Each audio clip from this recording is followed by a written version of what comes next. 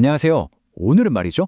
좋은 아이디어 하나가 어떻게 우리 삶을 바꾸는 진짜 정책이 되는지 그 흥미진진한 여정을 한번 따라가 보려고 합니다. 우리 다들 그런 생각해 본 적 있잖아요. 아, 이런 제도 좀 있었으면 좋겠다 하는 거요.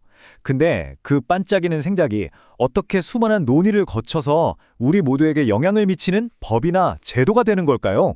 자, 지금부터 그 비밀의 문을 한번 열어보겠습니다. 오늘 우리가 같이 걸어갈 길은 이렇습니다. 먼저 정책이 결정되는 순간을 보고요. 그 다음엔 이게 현실에서 어떻게 집행되는지, 그리고 마지막으로 평가는 어떻게 하는지, 이렇게 세 단계를 살펴본 다음에 이 모든 과정이 왜 중요한지까지 딱 짚어드릴게요. 자, 그럼 첫 번째 단계 바로 결정의 세계로 들어가 보시죠. 어떤 정책이든 그 시작은요, 수많은 길 중에서 딱 하나를 고르는 것에부터 출발해요. 말 그대로 모든 것의 청사진이 그려지는 아주 중요한 순간이죠. 정책 결정이라고 하면 그냥 뭔가를 고른다 이렇게 생각하기 쉬운데 사실 그 이상의 의미가 있어요. 핵심은 정당한 권한을 가진 주체가 공식적으로 내리는 선택이라는 거예요. 그러니까 그냥 괜찮은 아이디어 수준이 아니라 이제 진짜로 사회를 움직일 힘을 갖게 되는 첫걸음인 셈이죠. 자, 이 부분이 정말 재밌습니다. 정책을 결정할 때 완전히 다른 두 가지 관점이 부딪히거든요. 왼쪽을 보시면 합리 모형이라는 게 있어요. 이건 뭐냐면 가능한 모든 정보를 싹 다 모아서 수학 문제 풀듯이 가장 완벽한 정답, 최적의 해답을 찾으려는 이상적인 접근법이에요. 근데 오른쪽을 보세요. 점증 모형은 좀 달라요. 야, 현실이 그렇게 간단하지 않아 라고 말하는 거죠. 그래서 기존에 있던 정책에서 조금씩, 아주 조금씩 개선해 나가는 현실적인 방법을 택합니다. 어때요? 이상과 현실의 팽팽한 줄다리기 같지 않나요? 그런데 정책 결정 과정이 항상 이렇게 논리적이고 깔끔할까요? 에이, 아닐 때가 훨씬 많죠. 그래서 나온 게 바로 쓰레기통 모형이라는 아주 재미있는 이론입니다. 말 그대로 정책 결정이 온갖 것들이 뒤섞인 쓰레기통처럼 아주 혼란스럽고 우연히 이루어진다는 거예요. 예를 들어 볼까요? 어떤 도시에 갑자기 청년 실업이 막 터져 나와요. 이게 문제죠. 근데 마침 한 연구소에서 기가 막힌 직업훈련 프로그램을 개발했어요. 이건 해결책이고요. 그리고 때마침 새로 당선된 시장이 나만의 대표 정책이 필요한데? 하고 고민하고 있었어요. 이 사람은 참여자입니다. 전혀 상관없던 이 세 가지가 어느 날 예산회의라는 쓰레기통 안에서 우연히 딱 마주치는 겁니다. 그러면서 갑자기 청년 직업훈련 정책이 빵! 하고 탄생하는 거죠. 어때요? 철저한 계획이라기보다는 거의 우연의 산물에 가깝죠. 세상 일이 다 계획대로만 되는 건 아니라는 걸 아주 잘 보여주는 모델이에요.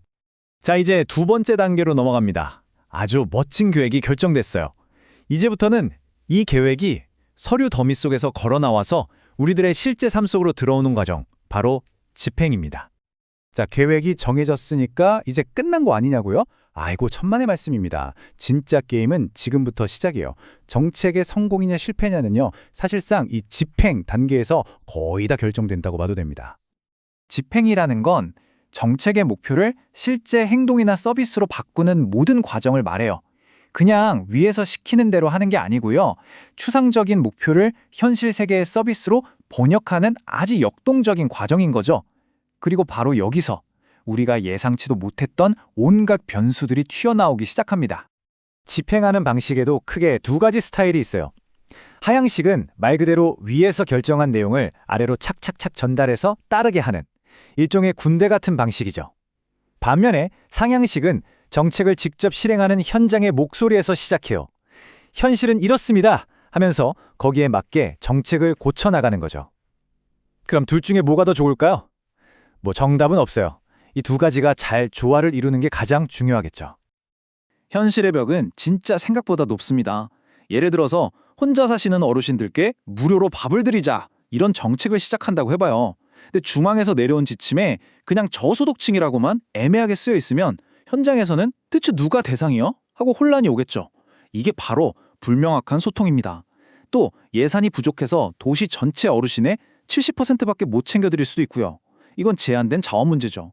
심지어 동네 주민들이 어르신들 밥도 중요하지만 우리 애들 도서관부터 지어주세요 하고 반대할 수도 있어요.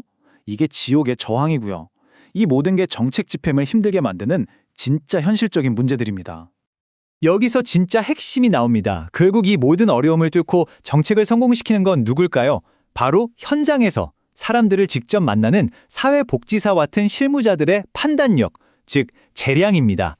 딱딱한 규정을 현실에 맞게 해석하고 적용하는 그분들의 지혜가 없다면 아무리 좋은 정책이라도 그냥 종이 쪼가리에 불과하게 되는 거죠. 자, 길고 긴 여정의 마지막 단계, 평가에 도착했습니다. 모든 노력이 끝난 뒤에 우리는 가장 근본적인 질문을 던져야 해요. 그래서 이게 진짜 효과가 있었나? 평가라고 하면 보통 성적표를 떠올리잖아요. 맞아요. 정책의 성적표 같은 거죠.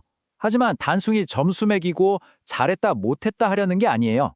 정책이 원래 목표했던 걸 얼마나 이뤘는지 체계적으로 확인하고 그 과정에서 배운 건 뭔지 앞으로 뭘 고쳐야 할지 알아내는 아주 중요한 책임의 과정입니다. 이 표를 보시면 평가에도 여러 단계가 있다는 걸 알 수 있어요. 제일 기본적인 게 산출이에요. 그래서 우리가 뭘 했지? 이걸 보는 거죠.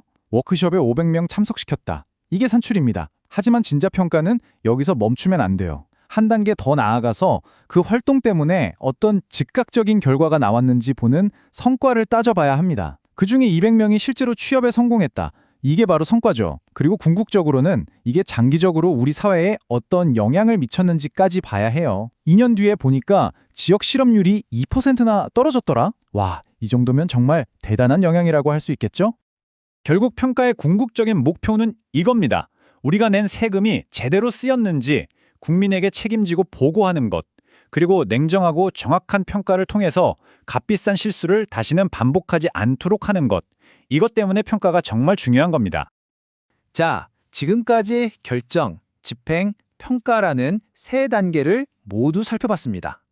그럼 이 전체 그림을 이해하는 게 우리한테 왜 그렇게 중요할까요? 정책이라는 건 마치 하나의 생명체 같아요. 아이디어가 결정되면서 태어나고, 집행되면서 현실 속에서 성장하고, 마지막으로 평가를 통해 그 삶을 되돌아보는 거죠. 이 세 단계는 따로 노는 게 아니라 서로 꽉 물려서 영향을 주고받습니다.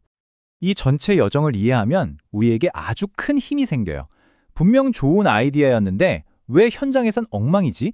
하는 문제의 원인을 짚어낼 수도 있고요. 더 나은 결과를 위해서 어디에 목소리를 내야 할지 알게 되죠. 이게 바로 우리가 더 나은 사회를 만드는데 직접 참여하는 방법입니다.